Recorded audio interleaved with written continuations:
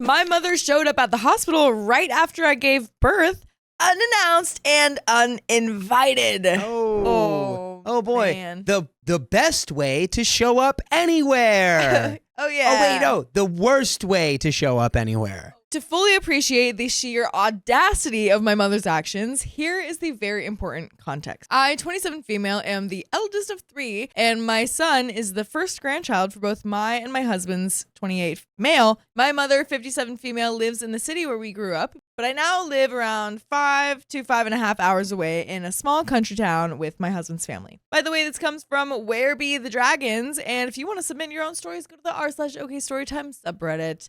So when we found out that we were pregnant and started talking about hospitals, we decided to go to one of our local regional maternity wards, which is around 2 and a bit hours away from where we live, 6.5 to 7 from the city. It's the hospital all the women in our town go to if they didn't go to the city. Going to the local hospital meant our travel time for appointments would be shorter than going into the city, and the added benefit of not getting a surprise visit from my mother, or so I thought. My mother is not a bad person, but she can be a lot. She has a psychology and counseling background, which means she is great at diagnosing other people, but she's not so good at self-reflection and accepting when she is wrong. Usually I can get her to listen to me, or I choose my words carefully so that I can make her think that my ideas are hers. But things have changed recently with the pregnancy. She has started making decisions without me on my behalf, stating that I shouldn't have to worry about these things with my poor health and a baby on the way. One particular instance involved the of a much-loved family member. I only found out that he was in the palliative care for my grandma by accident, and by the time I was able to find out what was going on, he had passed away. That's kind of really you're reaching towards unforgivable territory there. The whole situation made me so stressed that I ended up in the emergency room with high blood pressure due to the stress. It was at that moment that I decided to seek out professional help to reduce my stress and to not endanger the baby. Because of this incident, I have scaled back my contact with her, and my sister, 25 female, is considering going no contact after her wedding in November. My sister has copped the most rubbish from her out of us siblings, and my brother, 15 male, lives with her, but he is dealing with the divorce of his parents at the moment. I can see the same people-pleasing attitude coming out of him that I have. She's my mother and I love her, but I could not think of anything worse than having her in the labor ward with me. I would be focusing on her and not what I need to. To keep her away from the hospital, I told her my birth plan was to have no visitors in the hospital because I wanted it to be just me and my husband. Leading up to the due date, she kept texting me to say that she was willing to jump on a plane at a moment's notice if needed. Multiple times I said thank you, but I really wanted it to be just me and my husband. There is a small regional airport in the town where the hospital is, but flights are expensive. Another thing I thought would be a good deterrent. Now to the story. Grab a cup of tea and some snacks because this is a long one. Unfortunately for everyone involved, the labor and delivery of my son was not an easy one. We had grand plans of a natural birth with minimal interruptions and interventions, except for trying all the fun substances. But when things started going south, we had to make some hard decisions. In the end, we made the best choices for us at the right time, so even though I ended up having a C-section, it was not an emergency, and I was still able to have a good birthing experience thanks to my amazing medical team. Yay! Yay. The most important thing to note in this story is that my son and I are healthy. Indeed it is. Great. That's a great perspective. Oh, yeah. While I was busy trying to give birth, my husband was keeping our parents updated about my progress. My mother and father-in-law were in town with us for the birth as extra backup if it was needed, at my therapist's suggestion. When we decided to call it and have a C-section, my husband sent a quick text to our parents notifying them that we were going into the theater. I think that's like a British term. Interesting. Or I think this is in England. This is taking place in the UK, and I think theater is like once you're taken into surgery.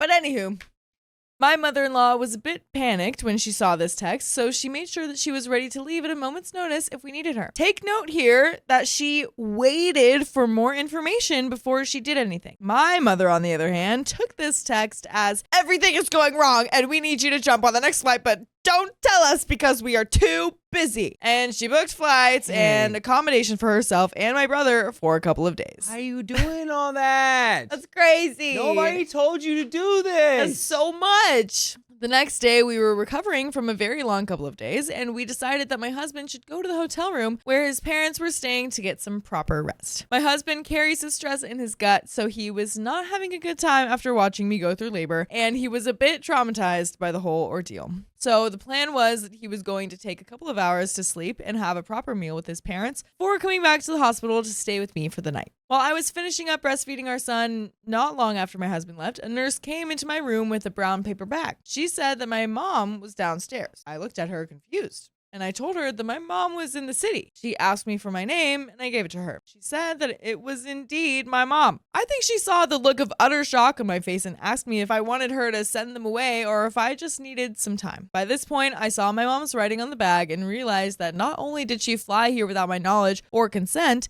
but my brother was here since his name was also on the bag. I asked the nurse to buy me some time, and once she left, I immediately called my husband. Poor thing did not even get 10 minutes before he had to race back to the hospital to support me. Thankfully, my husband arrived at the hospital before my mother graced us with her presence. She waltzed in with a big smile and said, "Surprise!" looking incredibly pleased with herself. I have no idea what my face looked like, but it must have been an interesting picture to prompt her to say that I had a choice if I didn't want to see her today. Oh, yeah. Do I? Yeah. Do I have that choice? Because it feels like you just ambushed me. Yeah. Doesn't feel like it at all. You really haven't given me any choice whatsoever. I didn't really, because I knew that if I did turn her away, I would have never heard the end of it. I don't remember much else of the visit. I was so exhausted that I was barely functioning on autopilot. In the end, she got exactly what she wanted. She got to cuddle the baby and was one of the first people to do so. I could tell my husband wasn't particularly happy with this, rewarding her bad behavior, but I had no fight in me. Once she left, I was only able to keep it together for a couple of minutes before I started crying. The one thing I wanted out of my birthing experience was thrown out the window. I haven't stopped crying about it since, but most of the sadness has now turned into anger. I think I'm working through the stages of grief. I'm seeing my therapist in a couple days, and she is going to have an absolute field day with this. By the way, what you guys could have an absolute field day with is the 50 days worth of content that we have for you with full episodes of stories just like these. Just go to iHeartRadio, Spotify, Apple Podcasts, whatever your favorite podcast app is, and search OK Storytime. Go on. Go do that. Have a field day. Go do that. And there is a little bit more, but wow. Yeah. That's sad. That is really sad. I think what you can do from here, because it's like her taking this away from you is so indicative of like where your relationship is at. That it's like once you make it known like what she has done, and don't let her talk her way out of it. You say, no, this is my experience. Yeah. This is what I feel. This is how I think about it. Yeah. This is what happened. And then you go, and because of that, cutting you off. Right. And don't entertain anything that she has to say. Because it's your decision. And she literally ambushed you to do this to you. Yeah. When you were in the most tired, vulnerable state of your life. Yeah. And then she took away you like being the first person to like hold your baby and stuff. Right. Is that what? Well, she said she was one of the first people. So I don't know if she was the first person to hold the baby, the mom. I but mean, I doubt it, right? They usually I give doubt it it. right to the parents. But right. Just But like, either way, she didn't want her there at all. right. She And it's the kind of thing, I feel like there's so many situations where people do that, where there's just like, well, I mean, you don't have to, like, I don't have to be here if you don't want me to, or like, oh, it's okay if you're mad at me, like, you can say it, you know, so many situations where people do things like that. Yeah. And it's like, okay, knowing the person you're talking to and knowing just social cues, you know that most people are not going to be like, yeah, I am mad at you, or yeah, I do want you to leave, because that's uncomfortable. Most people are going to be polite. Yeah. So it's like, if you are assuming that they're wanting you out of there, you should just go. You should leave. But OP's mom is clearly a little manipulative. Looks like it. But we have a little bit more of this story. So everyone I've told about the situation is furious on my behalf, especially my best friend and my sister. My best friend was willing to drive to my mother's house to yell at her, and my sister informed me that she told our mother not to visit until I was ready.